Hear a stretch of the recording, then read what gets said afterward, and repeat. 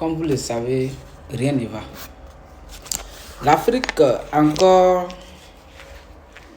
aujourd'hui, plongée dans une profonde douleur. Le président de la Guinée-Bissau, qui avait pour lui une ambition de mettre en place une armée pour lutter contre les coups d'État, vient d'être lui-même renversé par un coup d'État. Que pensez-vous d'un peuple qui se retrouve maintenant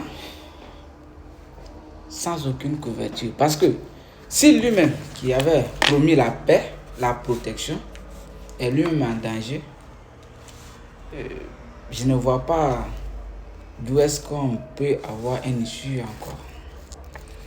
Et nous sommes en train de dire ça, en même temps, ça fait peur à tout le monde ici. Vous également, moi. On se demande si la politique en Afrique était limitée qu'au coup d'État.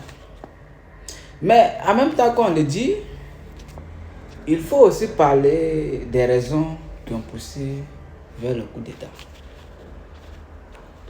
Monsieur Embalo, qui avait promis à ce peuple digne de confiance qu'il ne se présenterait pas pour, je dirais, un mandat, vient lui-même de rejeter sa parole. Et à la suite de ça, il a été proclamé comme vainqueur des élections avec un pourcentage de 65%, ce qui est large. Et voici cette même population qui, comme on le dit, est sortie dans l'eau pour renverser ces messieurs. L'heure est grave.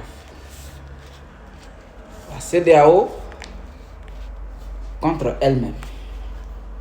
Parce que la Guinée-Bissau, si je revois, c'est la CEDEAO. Et voici maintenant la CEDEAO contre elle-même. On dit la balle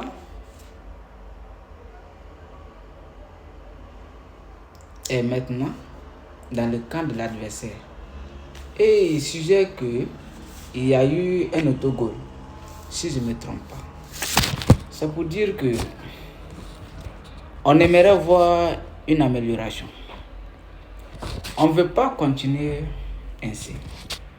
Il faudrait que ça s'arrête.